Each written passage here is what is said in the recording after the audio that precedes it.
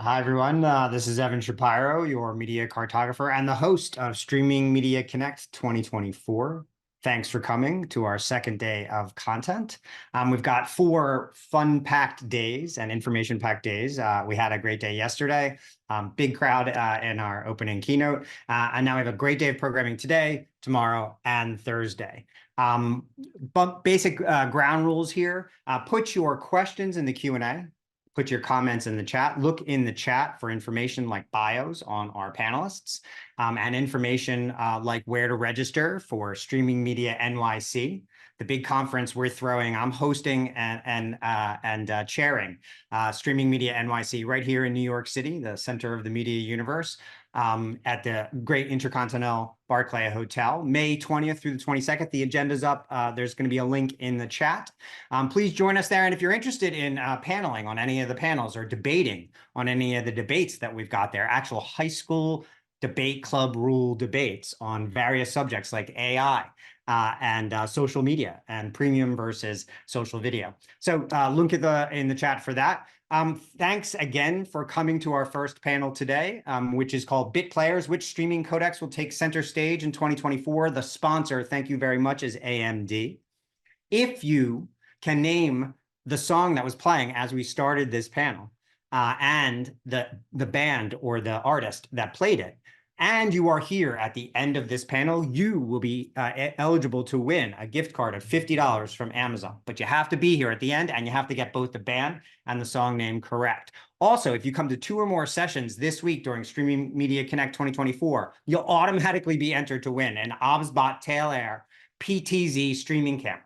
This is an awesome little, very high-end camera. And all you have to do is come to 2, and you'll be entered to win. I don't know how they're going to get your email, but they do. And again, put your chats in the chats and your questions in the Q&A. And now let's get started with our great panel. Again, sponsored by AMD. Our panel today is which streaming codecs will take center stage in 2024. I'd like to bring to our stage our moderator, the one and only Tim Siglin, founding executive director of Help Me Stream Research Foundation. Tim, come on board and take it away. Hey, Evan, thank you for that introduction. And again, looking forward to a really good panel today. I'm going to apologize up front. I'm a little bit under the weather, but I'll try not to go super low base.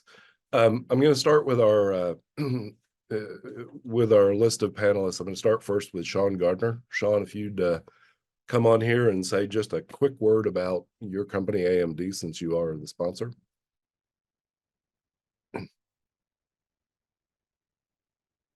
Sean, you're on mute. All right. Thank you. Yeah, no, I was just saying thanks for the intro. And yes, AMD has a long history in media and processing, spanning from the GPU side from the old ATI days, and even doing some stuff in the television side to CPUs with our latest EPIC, which processes from a software encoding, transcoding, even rendering, do extremely well and are very power efficient. And then I came from the original Xilinx side, and we've had a long history in broadcast and more recently in the streaming side.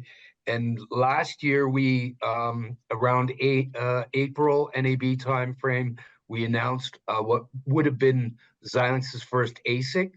And that is our MA35D PCIe card, which is, supports VP9, AV1, HEVC, and obviously AVC and many other things that we can discuss. But yeah, thank you very much. We're happy to sponsor this and are excited to have this discussion. Welcome, Sean. All right, next we have Andre Norkin, who's the senior research scientist of video algorithms at Netflix. Andre, welcome to the panel. Hi, team. I'm Andre Norkin, a senior research scientist at Netflix and also a co-chair of the Video Codec group in the Alliance for Open Media. So, however, I'm here representing Netflix, in fact. Yeah. Very, very good. All right, and then Hassan, who's a technical program manager at Meta. Hassan, if you'll come on and introduce yourself just briefly? Hi, Tim and everyone. Yeah, my name is Hassan Tmar. I'm a technical program manager at Meta. I'm also the software coordinator of the software implementation working group at AOM. Today, I'm also here with a Meta hat. Happy to answer anything around the work we are doing at AOM, though. Very good. Bobin, you're next. I'm not going to try to pronounce your last name. I apologize, but product manager. No problem. at Cloud. So yeah, my name is Bojan Kasalovic. I'm coming from United Cloud, which is innovation center within United Group, who has a business, telco business in 7 countries in Southeast Europe. So we are developing end-to-end stream solution for our telcos, and our products are living at millions of homes. So those 7 national key markets. Very good. Okay, so I know we're here to talk about new codecs, but there's a codec that's been around for 20 years in streaming and 25 years for me, because I came out of video conferencing, called H.264 or MPEG-4 Part 10 or AVC. The question seems to come up every 5 to 7 years. Because AVC is the majority of what we encode in, is there a crossover point that we're reaching, not just for another codec that would be encoding the same amount as AVC, but a combination of other codecs that would be encoding the same as AVC? And I'm curious, from each of the panelists' standpoint, we've constantly said we're going to replace AVC, and yet we seem to constantly still encode in AVC. So where's that crossover point? Who wants to take it first? You want me to? I'll give you my silicon perspective. Yeah, I don't think we're gonna see AVC will continue to be a dominant codec, I think, for quite some time. I think its share is certainly dropping. I think AV1 for some applications, and I do think we'll see some VVC, and I think there's even additional things like LCEVC, which could work in combination with AVC.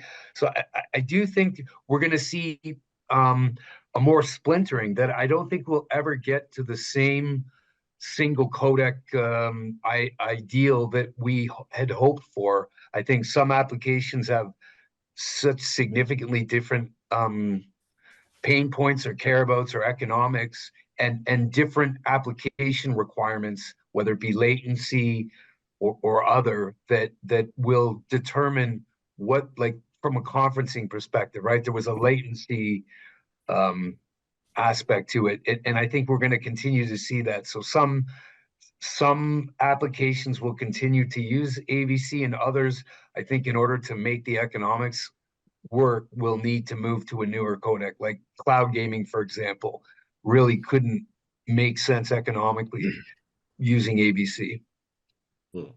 Okay, that's an interesting perspective. What about the other panelists? I guess okay, Go ahead. Go ahead. From the Meta side, I think we're getting to a point where we are seeing that AVC is not enough anymore. Although we still encode every video as of today into an AVC rendition, due to the lack of support of other codecs on specifically mobile devices, which is the biggest population of target client devices that we see.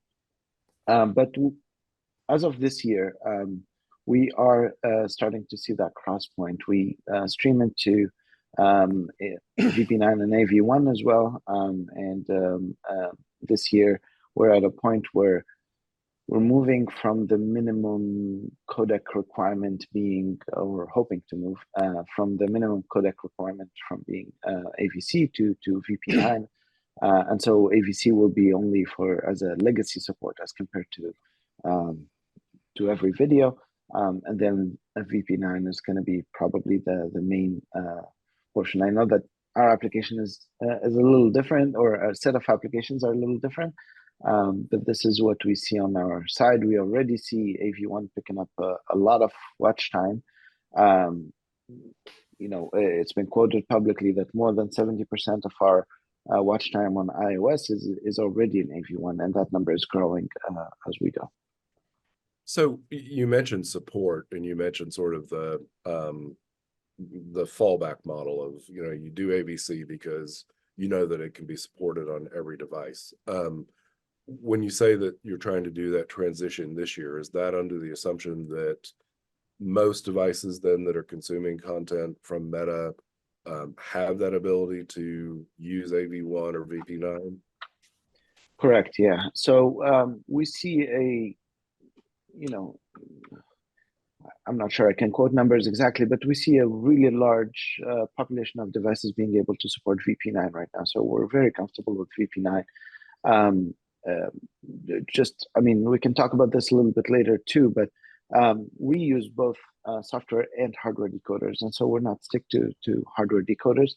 You know, even when some of the iOS devices do not support VP9, they're very well capable of decoding it in software without any really pinch to the battery even. So it's you know, VP9 is there for us. It makes a lot of sense. We do see, unfortunately, up to maybe last year, there were still some devices, not specifically mobile, but let's say, I don't know, a Chromecast or something like that did not support VP9 up to maybe a couple of years ago. Now the new ones are supporting VP9 and AV1 by default, and so we're getting to that cross point where pretty much everything supports at least VP9. Okay, so it's as much a old hardware disappearing, being replaced by new hardware to get us past that inflection. Exactly. Andre, you're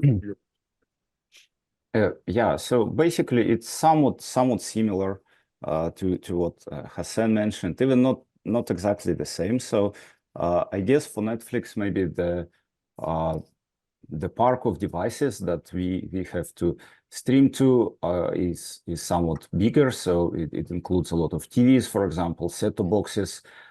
So what we currently see is that in the past year, there was quite some uptake in AV1 streaming.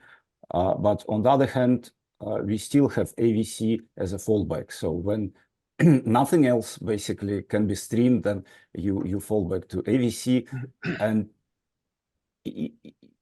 I expect that at least some AVC decoders are going to be there as because of the devices, for example, some older TVs and so on. But nevertheless, so basically for Netflix, at least for the video on demand part, the distribution of the codecs is primarily it primarily depends on the decoder support on the devices. So when we see more devices coming with newer codecs, then we'll see more streaming on with these new codecs. Got it. So Boban, you all are rolling out live linear solutions. I think you said across 7 countries. What role does AVC play, and what role do newer codecs play? I believe the major role, AVC is without a question the major codec because of device coverage and support in the field. So all our content are in AVC, especially those with the lower viewership. Okay. And because of the device coverage, because of encoding simplicity, let's say, because we can have a higher density on encoder side, etc. And I believe that we are still in an era of AVC, but I believe we are approaching the crossover moment when the other codecs in total will let's say threaten it, and maybe that will happen from live streaming perspective in 3 to 4 years. Personally, I believe like something like that. And what codecs are you seeing from a live streaming standpoint that you would For now, we for all channels we have AVC, and for top channels we have HEVC. Okay, so HEVC as well. Yes. All right. So let's talk a little bit beyond sort of just the basics of AVC, and let's talk about why it's seemed to have stuck around with us. When we look at the old days of MPEG-2, there was hesitancy to put it into an ASIC, which we'll come back and talk about ASICs later, but hesitancy to sort of burn it into silicon because of the fact that we were making relatively consistent enhancements to MPEG-2. The thought in the industry had been when MPEG-4 Part 10 or AVC came around that we would shorten that length of time. There wouldn't be nearly as many enhancements that we could make. But then about 10 years ago, CAE, which can either be context-aware encoding or content-aware encoding, meaning machine learning algorithms that looked at the on a pixel level and tried to decide whether there were some enhancements to be made there specifically, popped on the scene. That sort of slowed down that ability to go to an ASIC because of the fact that we were continuing to mature the encoder. Hassan, I'm going to start with you, but with the benefits that we saw with CAE, of course, it allowed us to use AVC quite a bit longer. What about with some of the newer codecs? Are we seeing CAE also being beneficial there, or was that something unique to AVC that allows AVC to live longer? Yeah. Well, I mean, to give it to CAE and AVC, they have served us well throughout the past few years while we basically onboard new codecs. However, CAE algorithms do work across the board. They do help AVC more, so they do help, kind of cover for the lack of features that AVC has as compared to the other codecs. We've seen, I think, from the very first dynamic optimizer papers that I've read, I've seen that, for example, convex hull encoding would help AVC by something like 35% or so, but it would help only VP9 and AV1 by something like around 25 to 30%. So there's a little bit of a difference in there. However, we're still seeing significant gains to newer codecs, even in the context of CAE. In fact, some of the work that we do within AOM, within the software implementation working group, our testing conditions are based on an adaptive streaming point of view. Although people might think of convex hull encoding not as a CAE, but it is doing pretty much the same thing. And we see a significant gain in there too. Of course, I don't want to touch too much about on the machine learning aspects here, but for us, complexity is significant. And so sometimes if we run a CAE that is more complex than the AVC encode itself, then it doesn't really serve us well. And so it has to be proportional. We usually look for no more than 10% of an overhead as compared to the encode itself to be able to run a good CAE. The main challenge, again, was more around the device capability, not as much as AVC serving us more in this case. Yeah, and that 10% rule of thumb is actually a really, that is a good valid point, because if you're spending 25 to 30% more time, more compute to try to get a gain of 15%, is there really a long-term benefit from that standpoint? Andre, from your perspective, the content-aware encoding, context-aware encoding, what's the benefit been of that, and how does it play for newer codecs as you're researching?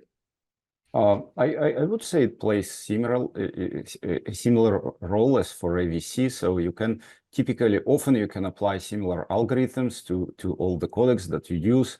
I tend to agree with Hassan that you sometimes see less benefit, at least for some algorithms. You see less benefit for newer codec than for AVC, and that's typically often that's because newer codecs, they let's say have the quality degradation at lower bitrate, more graceful quality degradation compared to older codecs. And but still, if you compare different codecs with CAE algorithms, then you typically still see significant improvement in compression efficiency. So it makes sense to use newer codecs, even though you can still squeeze some bits from AVC. And yeah, like the ASIC aspect for us, it probably is not applicable for the video on demand because we typically use software. So our encoding model is that you encode it once and you potentially stream the video to millions of our members, and then it makes sense to spend maybe some more resources on encoding the video in order to deliver it in the most efficient way. Okay. Sean, Boban?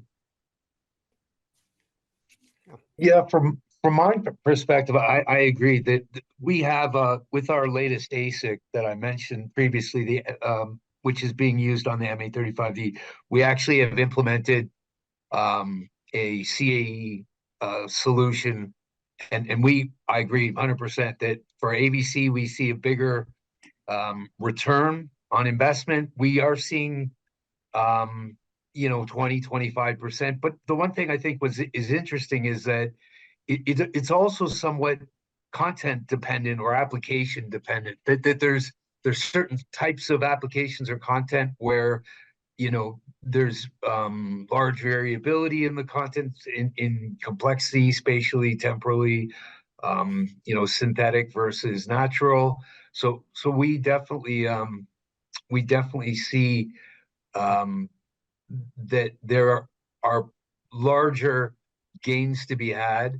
The other thing is I think it's also depending on what that content looks like. Like if it's this style where we may have multiple types of content, it could be mixed natural and synthetic, and then you're doing compositing and you have different, there's a bunch of different things that I think can be done.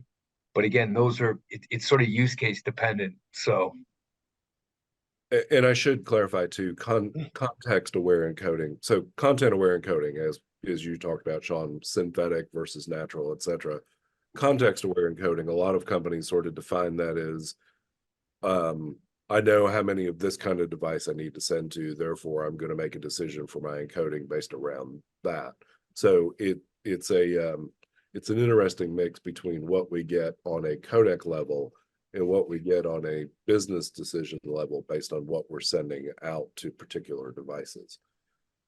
Yeah, I think there's going to be also, eventually we could be looking at a full intelligent or more intelligent pipeline. Right now we're still fairly isolated, that the network conditions are the network conditions, and we're just starting to look at content or context, and the network is independent. So we're so I do think that there's more that can be done here. So Boban, you all rolling out a cloud solution for live linear, are you taking into account both the context of what devices are watching the content for where you make your encoding decisions versus looking at the content itself and figuring out ways to better encode? No, we are not dealing with this because it can have additional cost, and from live streaming perspective, it can increment latency, need for additional encoder capacity, etc. So unlike video on demand encoding, like Andre said, we are mostly prefer to go to the next codec, and simply we need to keep things simply with not too many things to add because of the latency and etc. Okay, good. So let's hop off AVC for the moment and come back to new codecs. I'd be interested to get feedback from each of you on where decisions are made about bringing a new codec in. I mean, Hassan sort of briefly touched on, new devices can handle other codecs, but maybe the question is, because those can handle AVC and they can handle other codecs, what's the decision point as to using another codec? Is it power efficiency? Is it, as Andre said, a better degrading at lower bit rates and that kind of thing? And Boban, I'll start with you first, because you said you use HEVC, and then we'll walk back through the rest of the panelists. From my perspective, there are, let's say, maybe three most important thing when we made a decision about next codec. First one is device footprint coverage, because this can be in direct proportion how much saving we can get on the IP network and CDN side, and that can be very significant for our telcos. Another one is saving a bitrate saving versus previous codec versus AVC, of course, and that is also important related to the bandwidth. And the third one is encoding complexity on how we're gonna implement that codec. So those three things, we can add some more, like DRM support, like supporting encapsulation, etc. And from my point of view, the best balance between all those things we have with HEVC. He's slightly more expensive on encoding side, but have a relatively good device coverage. And yeah, that's the something from live streaming perspective how we see that. Andre, what, from a decision standpoint for you all, what are the decisions there for new codec? Well, first, an important factor is if it enables new applications, for example, or formats, as in case of 4K or HDR. You may know that you need a new codec if you would like to stream that. Of course, the rate distortion performance, that's basically how, if it increases the quality of experience for our members, that those who have lower bandwidth would receive better quality. Projected device support is important. So what we think the number of decoders in the field is going to be in the future, and of course some other things like how it behaves under certain conditions. For example, in the very low bitrate scenario, potentially in live encoding, and we are now streaming live as well. Some features that codecs may have for particular scenarios as well. And in the end, one factor is also, at least for the video on demand, the codec is going to take place on the CDN. So it's typically in VOD, it's not a replacement of something, but you add it to the CDN.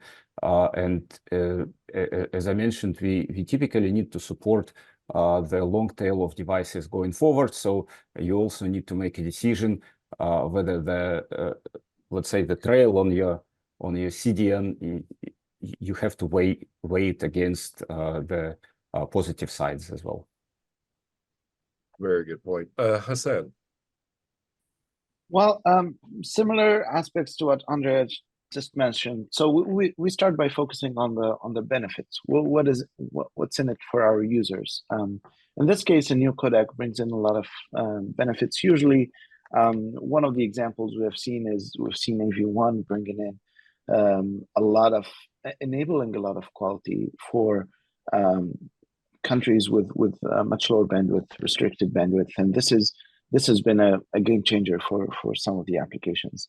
As you go through, lower bitrate means, even for the people that have enough quality, lower bitrate means faster decode, means faster prefetch, means more videos to be loaded, means better experience in general, and that is great. As Andre mentioned, adding a new codec costs more storage, more costs on the CDN. You need to have those renditions, and so we actively work on optimizing that. And this is one of the main reasons. Actually, sorry, I'm touching back on AVC, but one of the main reasons we are moving away from AVC, because we don't want to keep yet another AVC rendition in there. In terms of storage costs, actually, in our use case, we deal with a few billion videos a day, approximately, and we tend to try to keep all of those videos so that you can have your memories after 10 or 15 years. If we keep them in the original state that it came through, in an AVC high bitrate stream, then we would be paying a lot for our storage.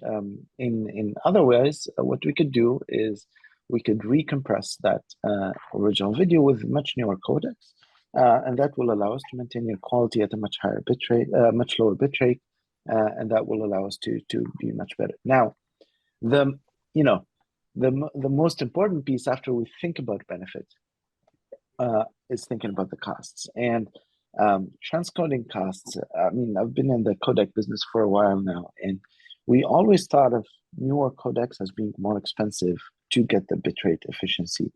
We try to think a bit otherwise. So we try to add to that RD curve, we try to add the cost dimension. And so we ask ourselves, what would the codec give us at the same complexity? I don't need 30%. Can I get 20? Can I get 25?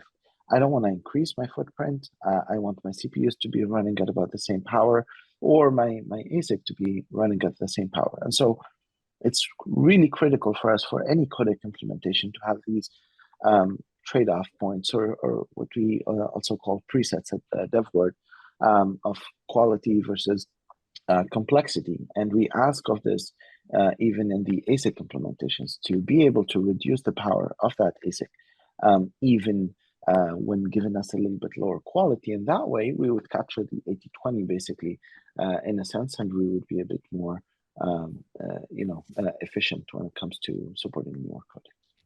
So two things come to mind from what you're saying. One is the emerging economies, which is near and dear to my heart because of what we do with taking old tech from first world and repackaging into streaming solutions for emerging economies. You mentioned that AV1, there's benefit there. Is that due to intermittency, sort of intermittent networks, or is it due to just the lower complexity on the decode side?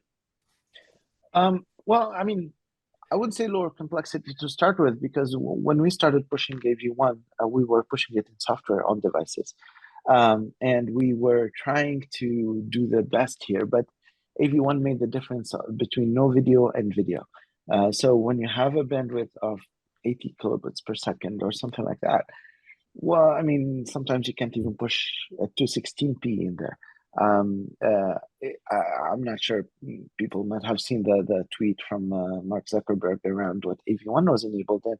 At 100 kilobits per second, there was something going on with AVC, and there was video going on with AV1, and this is the enabler there.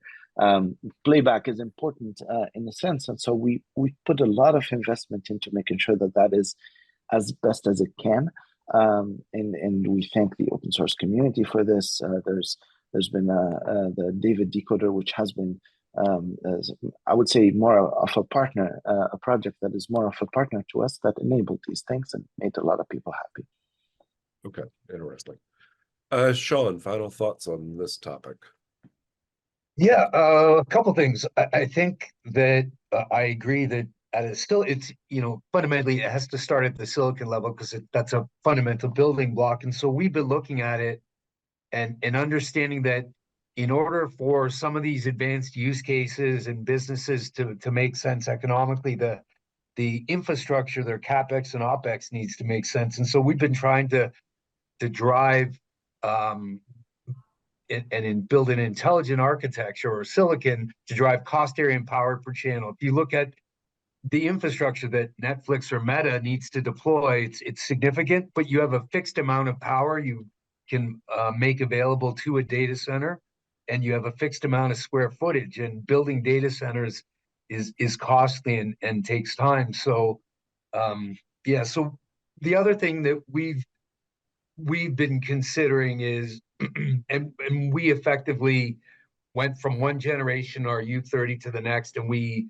did a 4x on our density. We reduced power per channel by 100%, and we effectively drove our cost per channel down by almost 4x. And I think that needs to continue. And we added AV1, we added VP9, we added compositing and hardware and a bunch of AI stuff. But I do think that it's the point where with AVC, you're running AVC. You don't get to turn AVC off, and now you're just running VVC or HEVC or AV1. You have to, so that's why the economics really need to make sense to be able to deploy, and the application, maybe as we were talking about, if you have latency or you have, bandwidth issues, that those things may drive a faster migration. So I'm going to throw a question from the audience in here, and I'm going to modify it slightly. The question was, if you're going to start today as a new streamer, what codec would you start with? Let's look at it specifically from a live event or live linear standpoint. And I'll throw that out to any of the panelists, since all of you, including Netflix, now have live. If you were starting today and you didn't have a legacy infrastructure that you had to support, what would the codec of choice be, or what would the grouping of codecs be for live event or live linear? I think you need at least a dual strategy. It depending on who you're, again, it depends on what the network effectively or the viewing device is going to be on the other end. If it's IT infrastructure or it's more PC and mobile, then then that points you, I think, in one direction. But if you're going to go through sort of a broadcast, then you probably need to kind of have a dual strategy where you broadcast maybe an HEVC, and AVC is used everywhere. So luckily for us, I think most, at least silicon and even our CPUs and GPUs and our competitors all have support. So I think at a silicon level, you can do it in software and you can do it in hardware. It depends. So what about other panelists? I know, Hassan, you mentioned that mobile, you've seen an uptick on non-AVC. If somebody was starting today doing live on mobile, would there be a recommendation beyond AVC? Yeah, I mean, again, I would do a market analysis to understand what your audience is. If it was mobile, I would say both VP9 or HEVC are very good options nowadays. Actually, HEVC may be more so than VP9 if you can if you can stream it, basically, right? So if you can, it has a very, like, both of them have a very good base right now of support, and you might need to produce some on the fly AVC if need be, when you have some events that are widely being streamed into areas where you know that the device capability is not as good. But other than that, you should be pretty good. The question I have for everyone here, that especially that rolls with this, from my perspective, I see geographies, countries, regions have a preference to some degree. Like China is more so towards HEVC and is cooled on VP9 and AV1 more so. I don't know if that's. I would say to the panel, I'd be interested in understanding that perspective.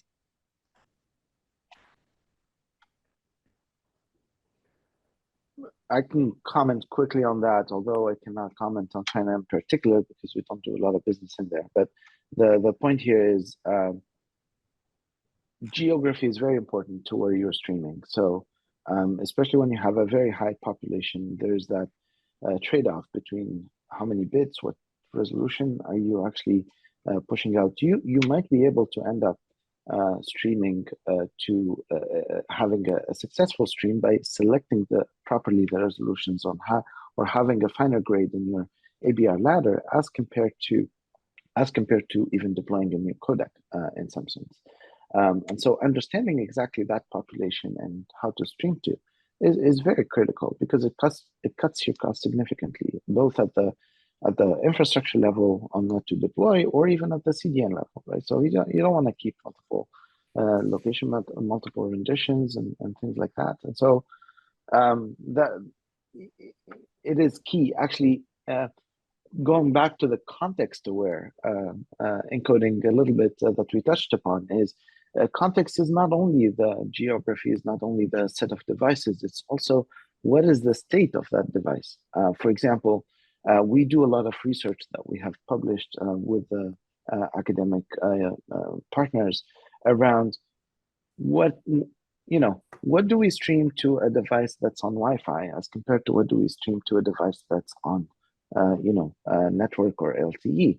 What do we stream to a device that's at 50% battery as compared to what we stream to a device that's at 20% battery? So all of those are actually key aspects in this case. It does require quite a bit of an infrastructure to even understand this, to even collect this data and maybe some feedback from your users as you go.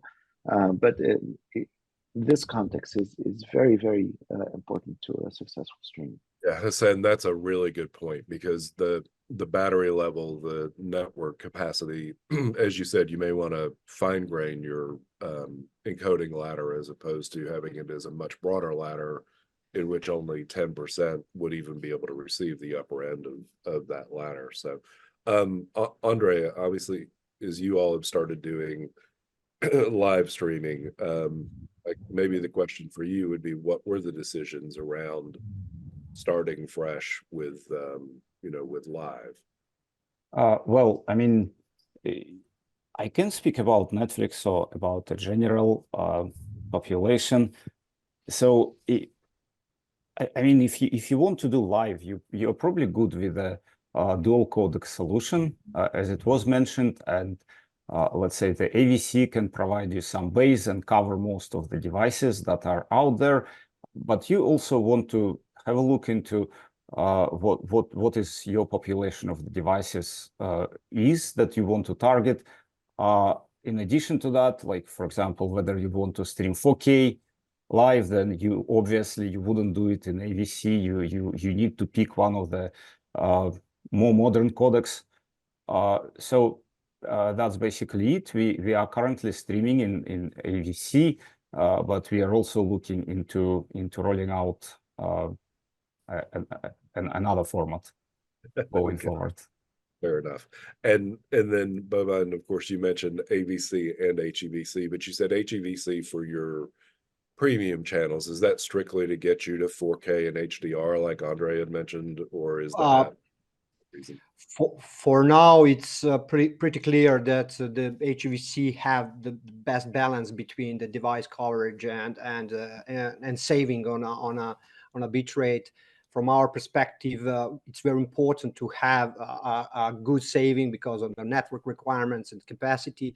And I totally agreed with Hassan that HEVC can be the good starting point, but also it depends what kind of content you will stream. Is it the sports? Is it, what do you do you want to big screen or mobile, or it really depends, but mostly HEVC is good solution for the start.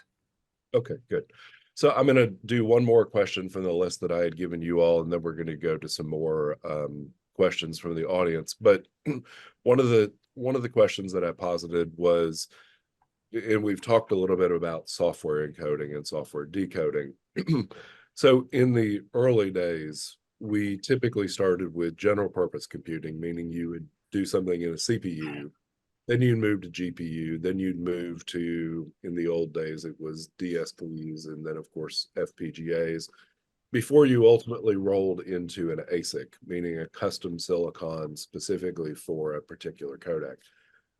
As we move forward with these newer codecs, and especially with the prevalence of FPGAs and GPUs, where does CPU come into play with testing out codecs, both from an encode side and a decode side, or are we skipping over that and going straight to GPUs and FPGAs before we go on to ASICs?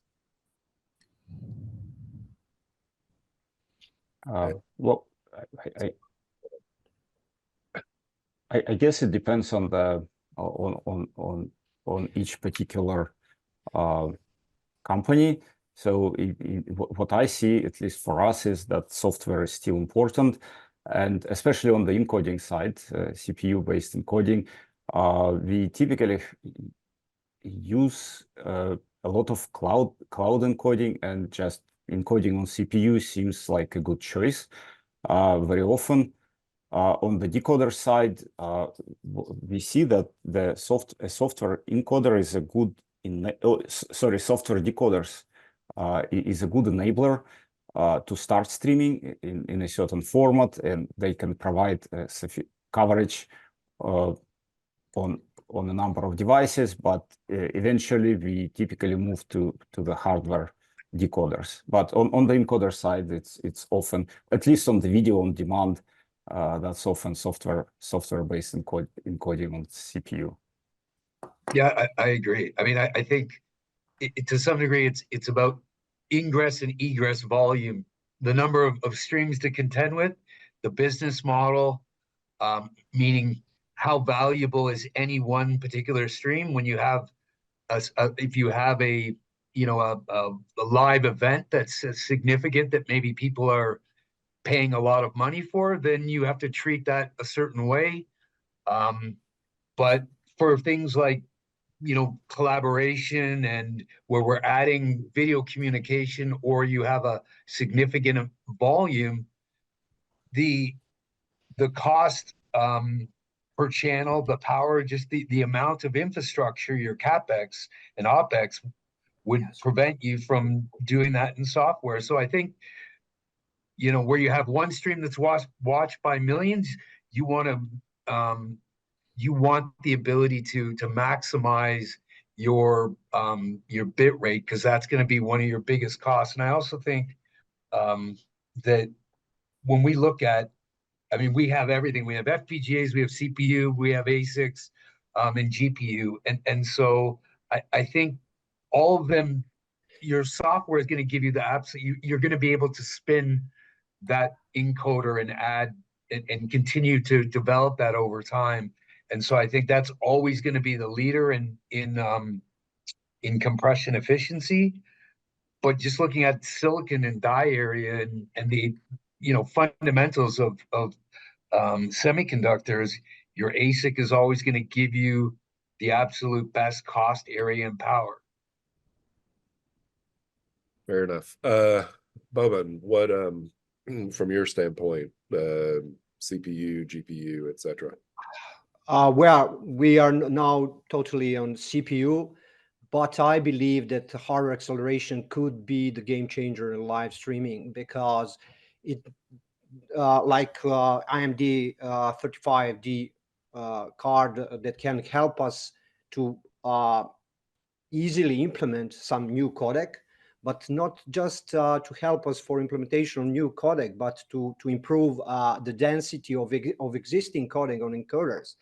So by using an ASIC card, we really can think about reducing the rack space, power consumption, etc.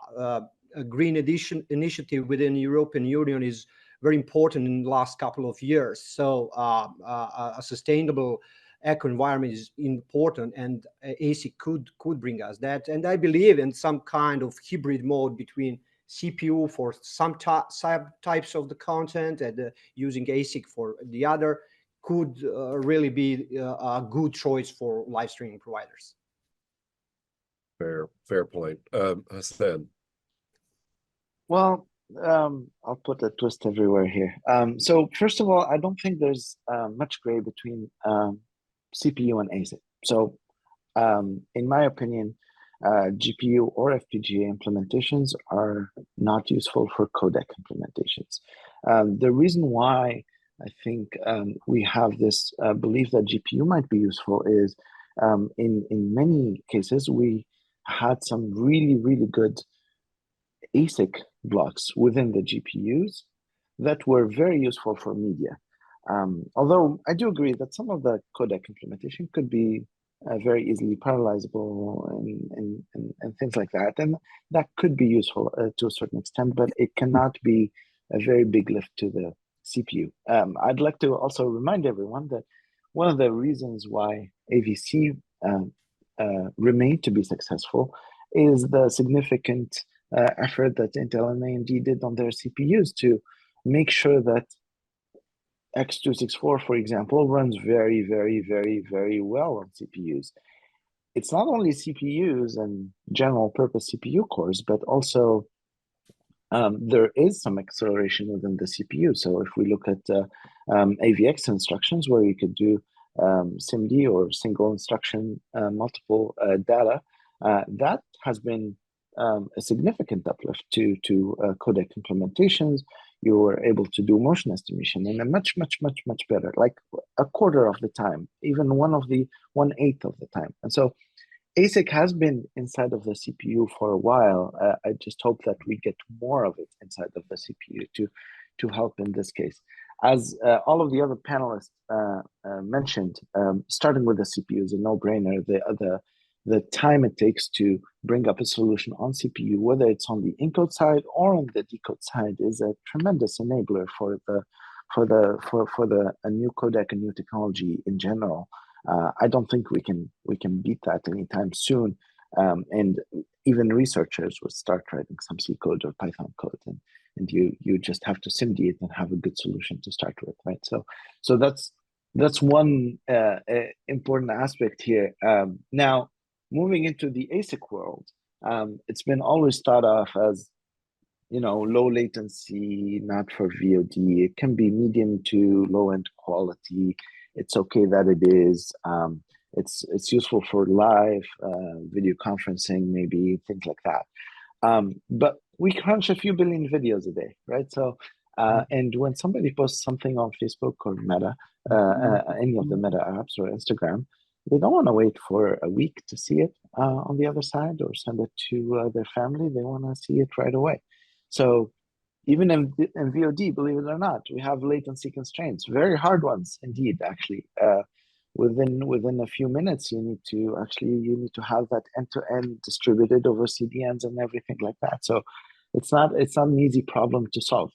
Now, as we deal with a lot of videos to crunch and a lot of pixels to crunch, we also need bitrate efficiency, and therefore we cannot accept any more things that are at the live to kind of streaming level quality or live streaming level quality. We want something that's very high quality. In fact, this is why we went in and developed our own ASIC called the Meta Scalable Video Processor that we have started deploying for about a year and a bit now. And it's crunching all of our AVC and VP9, and we're hoping to continue in this aspect. So CPU, then ASIC, and hoping some kind of hybrid in between the CPU and ASIC. Interesting perspective. So one question from the audience was around VOD. What's more interesting to you and why? Transcoding on the fly / on demand, or pre-rendition of ladders and storing those assets? And Andre, obviously, you all encode once primarily and deliver, multiple times. As you're moving into live, is transcoding on the fly coming into play in any of that for Netflix? I mean, yes, apparently if you want to stream live, you need to do the transcoding on the fly. So for that application, it becomes more important. So we of course we need to find a solution to do the transcoding in real time. Otherwise, for video on demand, we typically don't have that strict requirement. So you just can. You typically prefer to spend possibly some more time on encoding in order to get a more efficient bit stream. Okay. And that I guess that would still hold going forward. Okay. Fair point. Hassan, transcoding. I know we haven't really touched on transcoding much, but from your standpoint, you've got both content, as you say, people upload and they want their family to be able to see. So you've got those hard limits, but for the live aspects, Facebook Live and like that, is the is the model there, transcode on the fly and then come back later and do a rendition ladder for the on-demand version of it?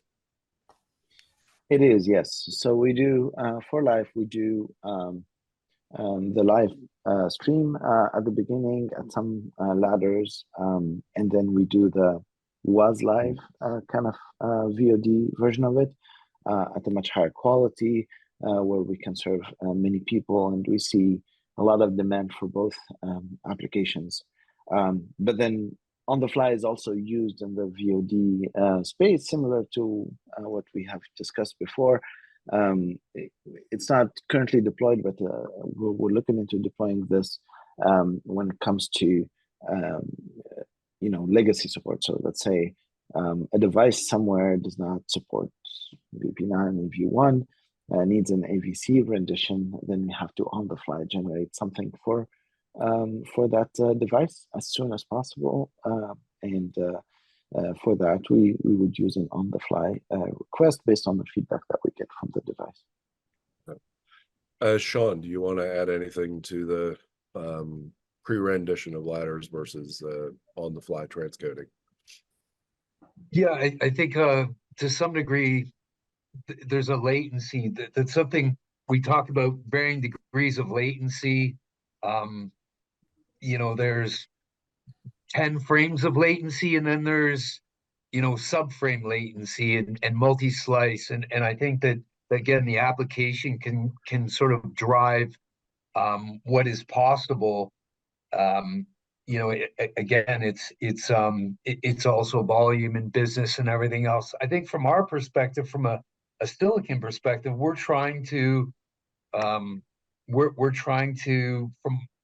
our ASIC, we're going after live, we're going after user-generated content. We think that those are going to be, the lower latency is going to be a bigger and bigger challenge, because again, the volume of when the user is also a source of content, and you look at the cameras and the amount of applications where people are now streaming, I think that's you can't, you need to process it, you need to process it now. And if it's interactive, then you're now you have a very defined latency. And then lastly, I would just say there's some deterministic element that hardware or software and being able to, when you have a varying number of users or content to deal with, and you need to be able to provision,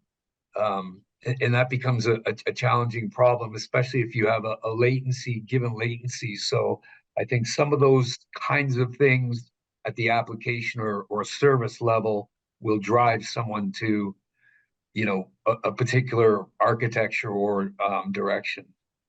Okay, very good point. And thank you for mentioning latencies, because I'm doing a session on low latency in about an hour and a half. So I'd like to thank all the panelists for being here today. A very good conversation. Thank you, Sean. Thank you, Bubba, and Andre, and Hassan for your insights into this. Those who have questions on any of the information here, there will be an on-demand version of this put up shortly at streamingmedia.com. Thanks, Tim. Thanks, everyone. Thanks especially to AMD for making this possible. It's been a great discussion. I think we probably could have gone on another half hour or more. But as we wrap up here, I want to announce our gift card winner. That was Beth Rosen, and she was the first to identify the track as the Kesh Jig by the Bothy Band. Please, congratulations, Beth, and please join us back here in a half hour for our keynote with Dana McGraw from Disney+. Hope we see you then. Thanks, everyone. Awesome. Thank you very much. Thank you very much. Bye. Thank you.